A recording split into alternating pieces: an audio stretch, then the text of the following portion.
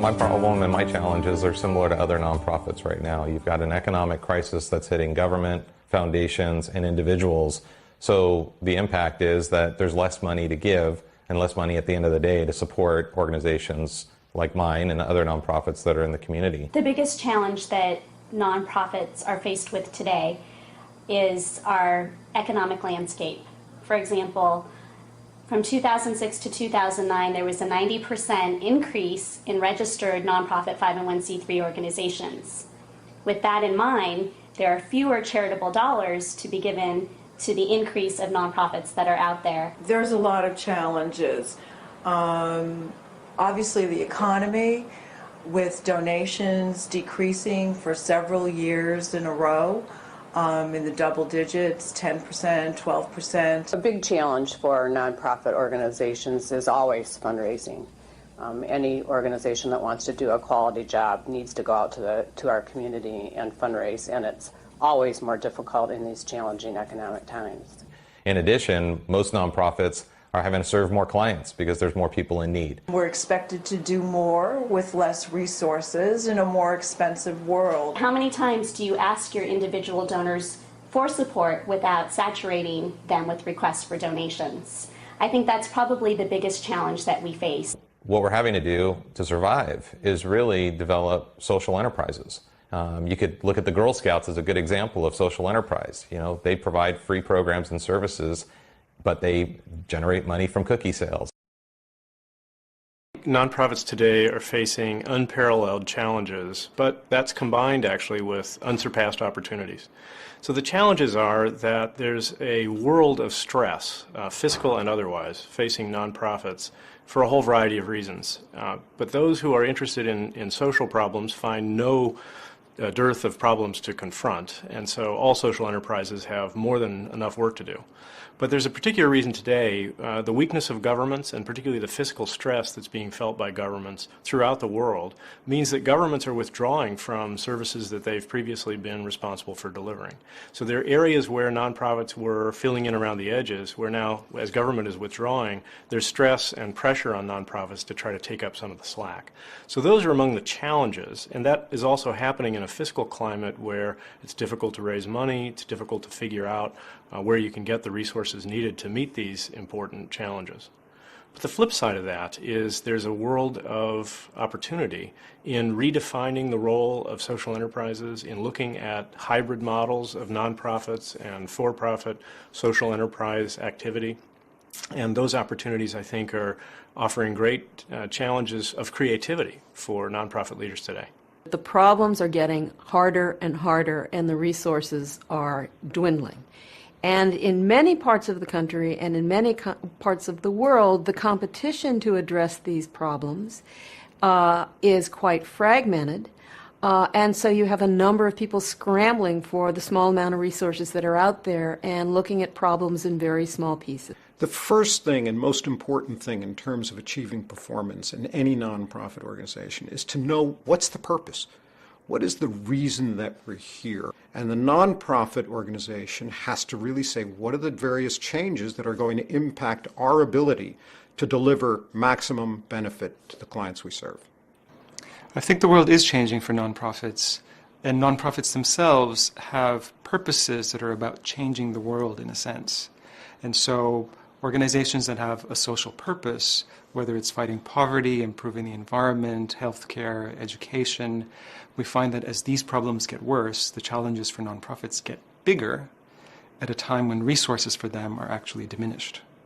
And so, in a sense, they're trying to achieve more with less, which means they have to be far more efficient, they have to be far more focused on performance, they have to be clear about their missions and strategies. I'm not the only person that's going out in the community fundraising. So when I'm asking someone to donate to my organization, they've already been hit probably 10 times that week by other organizations. So people are really inundated with a lot of requests, and I think people are kind of tired of being asked to support many, many organizations.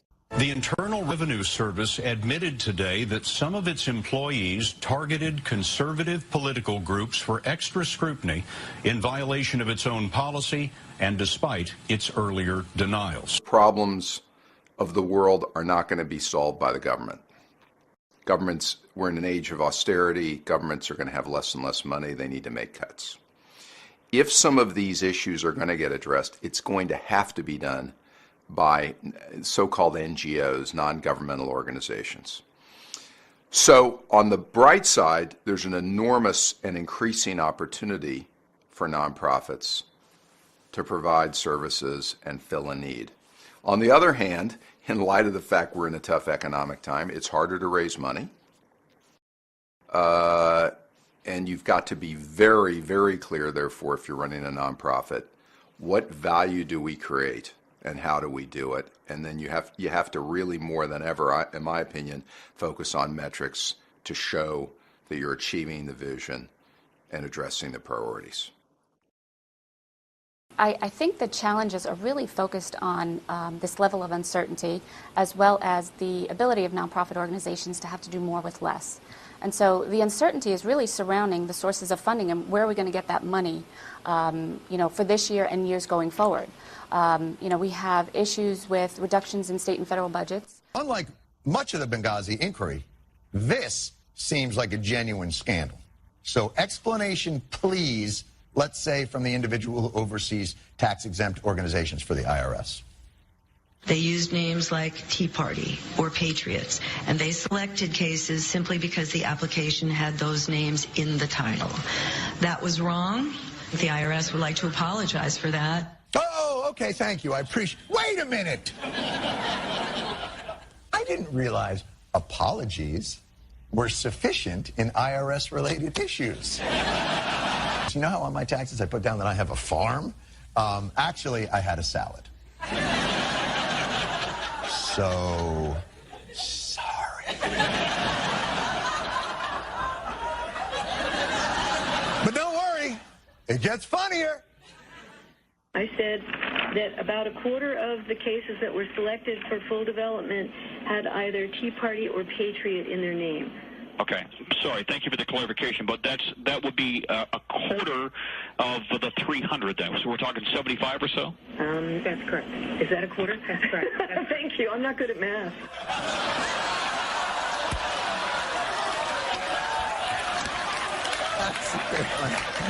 That's a good one! Lady who works at the place that calculates people's taxes. It's a lot of uncertainty surrounding tax implications for higher level income earners and how that will affect limitations on their deductions.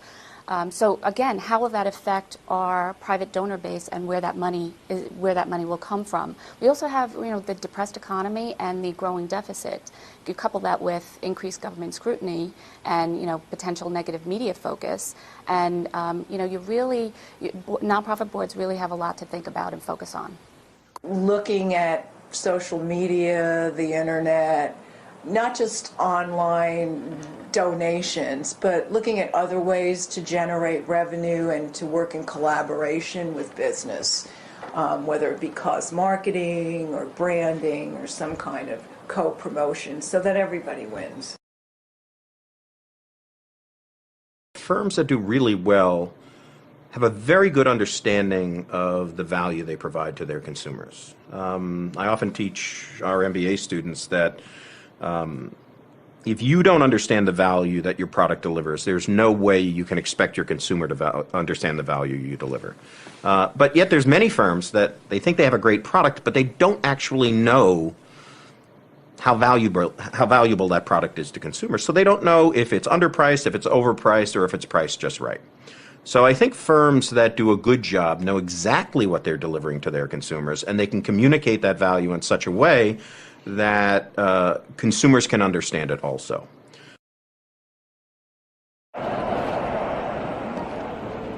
It's halftime. Both teams are in their locker room discussing what they can do to win this game in the second half. It's halftime in America, too. People are out of work and they're hurting, and they're all wondering what they're going to do to make a comeback. And we're all scared because this isn't a game. The people of Detroit know a little something about this. They almost lost everything. But we all pulled together Now Motor City is fighting again. I've seen a lot of tough eras, a lot of downturns in my life, and times when we didn't understand each other.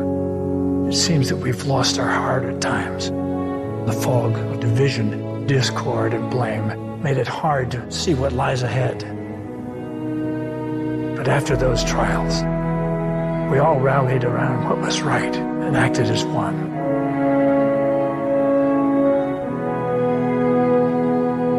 Because that's what we do. We find a way through tough times, and if we can't find a way, then we'll make one. All that matters now is what's ahead. How do we come from behind? How do we come together? And how do we win? Detroit's showing us it can be done. And what's true about them is true about all of us.